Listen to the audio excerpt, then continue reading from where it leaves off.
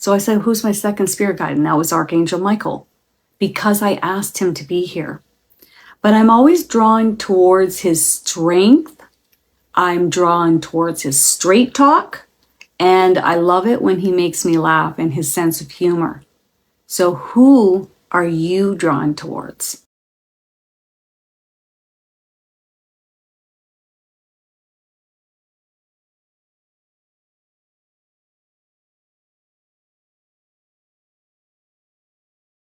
Why are they allowed to stay in your home? Why are they allowed to stay around you?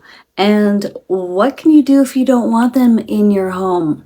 What can you do if you don't want certain energies hanging out with you? Okay? And this could be pretty much anyone. If you don't like anyone or anything, you can have a word with them and send them packing. Okay?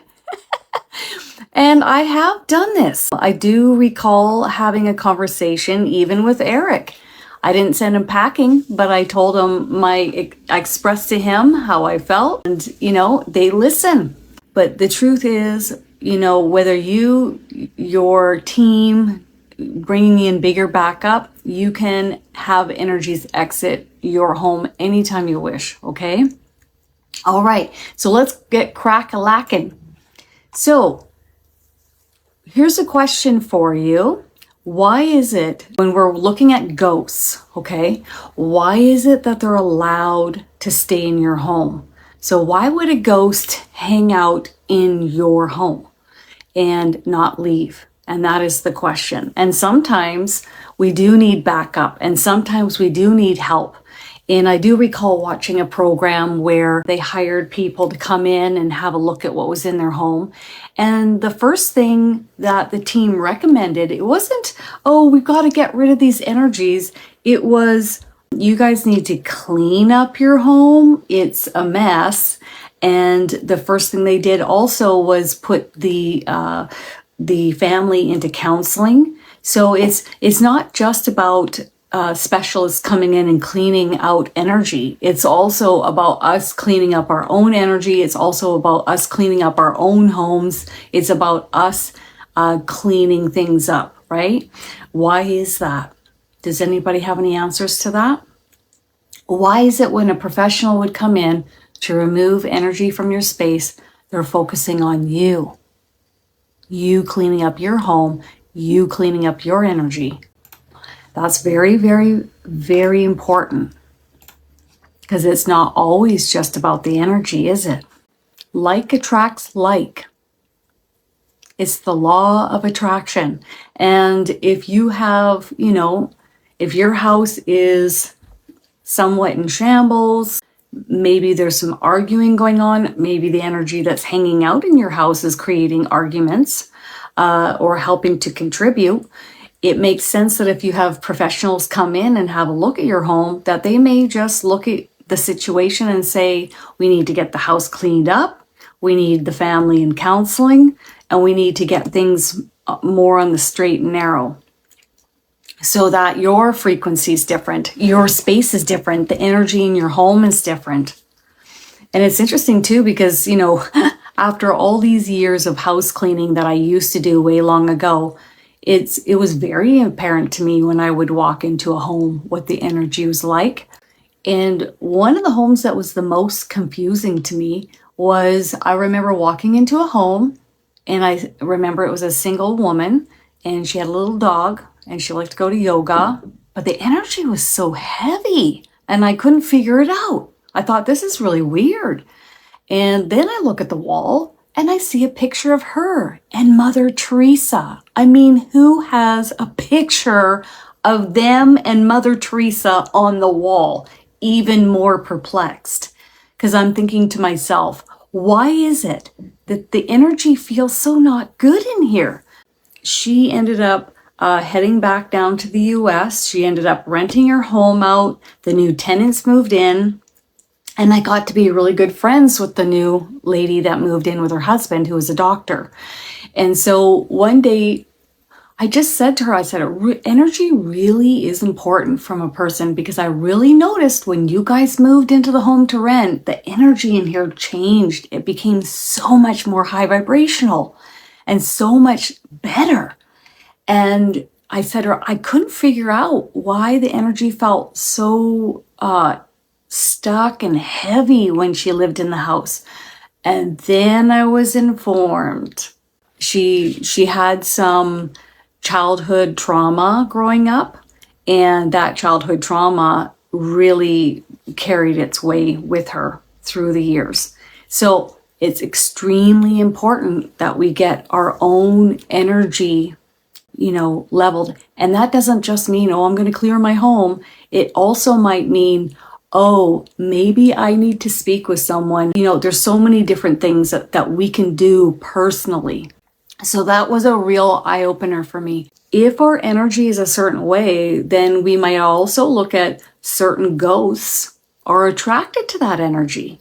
Okay, the angels will say, you need to do some work on yourself. It's not about the ghost in your home, because we can remove the ghost, but if you don't do the work on yourself, the ghost will come right back into the home.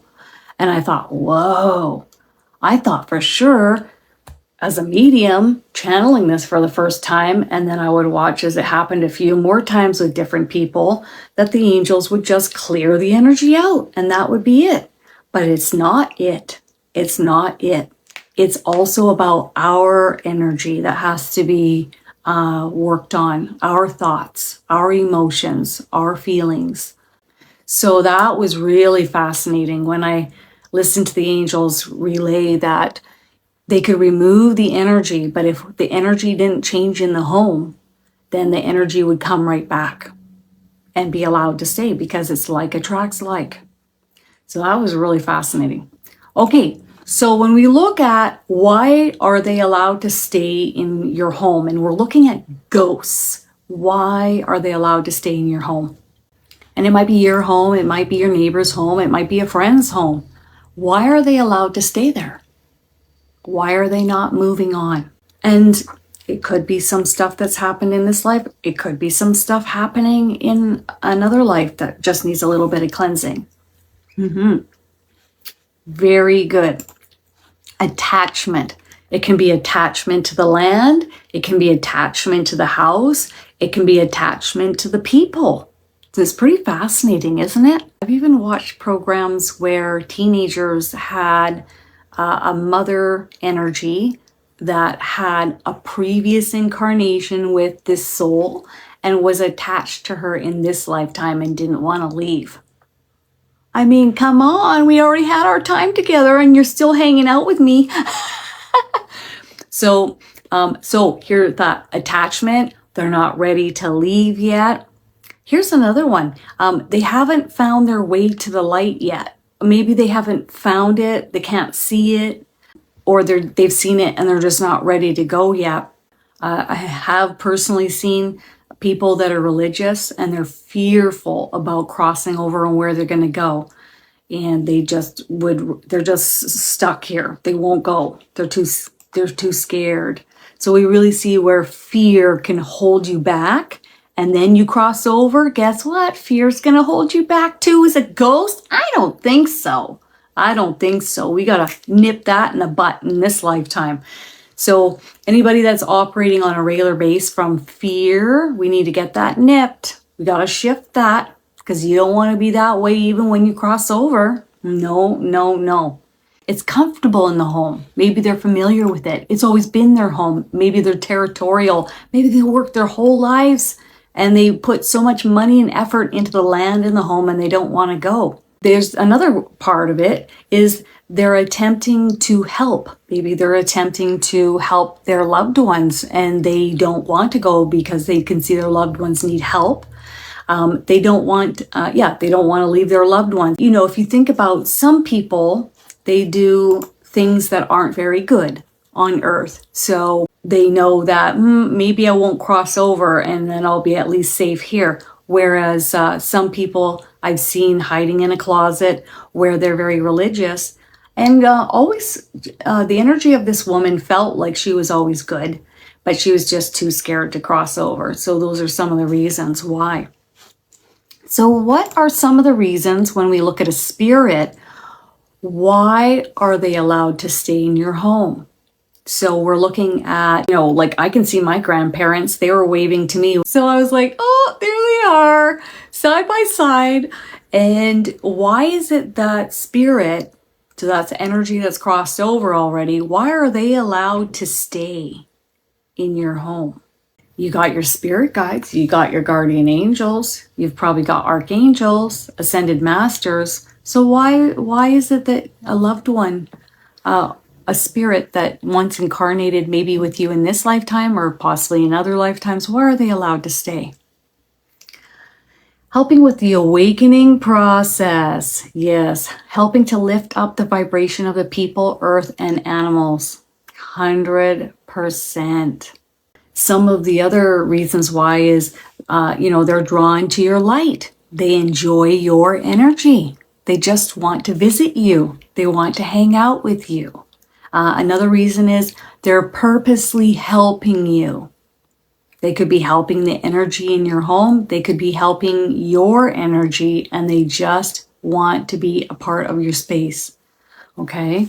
So they come and go. Usually, if I see a loved one or a spirit just staying in the home, there must be a reason why, and it must be much more purposeful rather than an energy coming and going.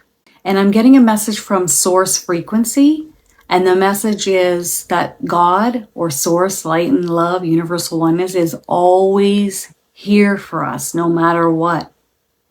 And that there is nothing, in truth, there's nothing to fear. This is a man-made construct. A man-made construct was made through through religion, churches, storytelling, and so therefore humans have embellished story time for control of the populace. Okay, but in truth, there is nothing to fear. I see Source doing pinky swear because I do that. Okay, and anything that you wish to release, any fear you wish to let go of, at any time, you can relinquish, give over, hand off to Source, God, and Source will take that and cleanse it from you. God does not wish for us to walk upon this journey having a heavy heart. That's not why we came here. And then now God is thanking me. I want to ask each of you, what energy are you drawn towards? We know why these energies are drawn towards you, but who are you drawn towards the most? Who do you think about the most? Is it God? Is it Jesus? Is it Archangel Michael? Is it your guardian angels? Is it a loved one? So let me know in the comments, what are the top 3 energies that you are most drawn towards? And that speaks volumes. Because whomever you're drawn towards, it tells you a lot, right? It tells you, oh, if you're drawn towards this energy must be around you and drawn towards you too. And it must be much more of a vibrational match, which is a sign of where you are. I always thought to myself, I wonder why Archangel Michael is always here. And then one day he said to me, I'd like you to ask me to move into the house. And I said, why would I do that? So that I can vacuum the home and you, and also shield the home from the collective consciousness, keeping it much more high vibrational in here. And I said, okay, that sounds great. Yeah, that sounds great. And then when I was looking around, everybody had 2 spirit guides, but I only had 1. And I thought that was odd. So I said, who's my second spirit guide? And that was Archangel Michael, because I asked him to be here. But I'm always drawn towards his strength. I'm drawn towards his straight talk. And I love it when he makes me laugh and his sense of humor. So who are you drawn towards? Who are the top 3? Well, that's just a huge compliment. Other than me, who else are you drawn towards? you'll know because you'll think about them often. You'll want to talk about them often, and you'll want to converse with them directly often. And it's funny because I'll have people watch my videos and they'll see me channeling Jesus and they'll leave comments like, "Oh, she's religious." It's like, no, I'm like the furthest from that. I wasn't raised like that. I didn't go to church unless a babysitter made me because my mom was working. And so, but later on, I've come to the realization of the importance of Jesus. Greatly important. I mean, holy smokes. Jesus just helps you in every single way. Helps you love yourself, helps you have the strength and the courage, keeps you on the straight and narrow. That's the biggest thing for me. So if I feel like watching something or reading something or eating something that's not best for me, watch the shoe drop. So he'll come and have a word with me. I'll get ear ringing or the sound will go out and he's right there. He's right there having a word with me. So don't be surprised if you're watching something or eating something you shouldn't be.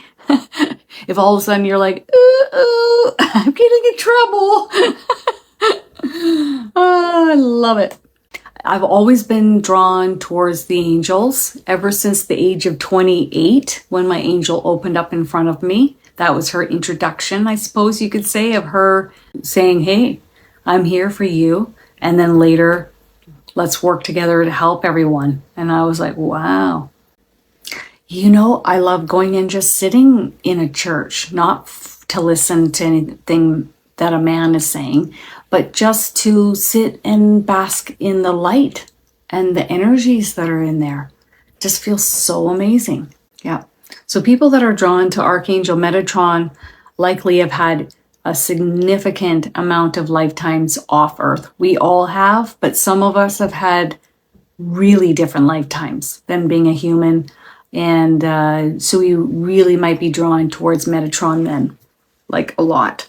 Because Michael's a little bit more punchy and strong. And he'll make you laugh. He'll throw you off in the deep end just to see how you do. And it's to strengthen you. And it's to help you help others. But you might feel awkward and, oh my God. And then you come out of your room and he's laughing. Because he knows you can do it. Even though you're being stubborn saying you don't want to do it. So here's a message from Eric, okay? If you don't want us in your space, and it could be anyone, okay? If you don't want us in your space, all you have to do is just ask, okay? And he says, and our feelings won't get hurt. And then he was laughing, okay? So no matter whatever energy may be, if you don't want them in your space or if you don't like what they're saying to you, who sets the tone? Who sets the boundaries? You do. And it's not that their feelings are going to get hurt. That's just not how they operate. Now it's stepping back. That was intense. So if you ever get lightheaded and maybe you feel a little bit of nausea, so you're getting in your chest, you're getting in your stomach, and you're getting in the top of the head, that means you've got a larger energy with you and it wants to talk with you. Okay? It's like it's leaning in on you. So then you're questioning, all right, what would you like to relay, please? There's a message that would like to come through. Somebody wants to talk to you. I remember a friend of mine saying to me, would you just let anyone out on the street come in and use your toilet? No. He says, well, why would you let energies come in your home and just come in your home whenever they wanted? And I said, yeah, that's a good point. So it's really important to hold your boundaries. So my boundaries are, if anybody wants to talk to me, they can hang outside my home. What I usually see is the front area. That's actually where I saw my grandparents when they were waving at me. They were on the front stoop. And if anyone wants to converse with me, they can hang out there. And then when I'm ready, I'll chat with them. That way I'm not woken up in the middle of the night or pestered or bothered. So it's really important If you're not going to let someone walking off the street that you don't know come and use your toilet, you sure as heck aren't going to let an energy come on in your home, are you? And use your toilet. Right, Eric? He says he's really happy he doesn't have to do that anymore. Yep. You're really making us all jealous right now. It's probably smooth sails over there. Let's put it that way. All right, everyone. That was awesome. All right, you guys. Bye.